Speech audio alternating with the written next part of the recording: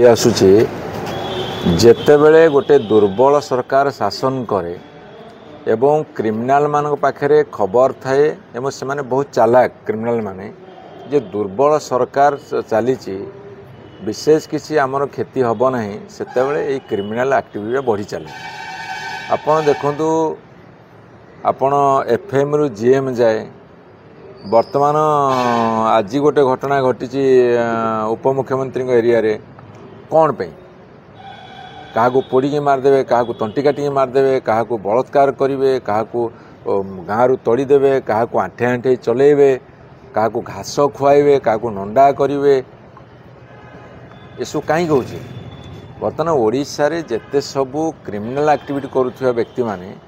से माने अनुभव करिसेंती से माने बहुत चालाक जानी जे ये सरकार आमर किसी रूम भी अंका करि परिबो नाही तेणुक से भाया कथा कर पांच सात दिन तले गोटे घटना घटी बालेश्वर ओडिशा पड़ुची उठुची पुणी क्रिमिनाल मैंने केमती कले से तो क्या बाहु छाया तले रोच ना सरकारी कलर बाहु छाया तले न रहिले एभली कांड कारखाना कि घटेबे एवं से लोक देखा आरेस्ट करेंगे तार किछि दिन पर बेल पाई आराम रे बुलिबे एवं तांको लोक डरिबे। बर्तमान ये सरकार से तल स्तर चलीगला सरकार तुरंत स्टेप डाउन करंतु माने रेजिग्नेशन पलांतु ये चलई पारिन ओडिशा को। ओडिशा बर्तमान सारा भारत वर्ष रे पूरा मुंड तळुक हो गलानी भारत वर्ष रे ओडिशा रो मुंड तळुक हो गलानी एवं विश्व रे मध्ये हो गला।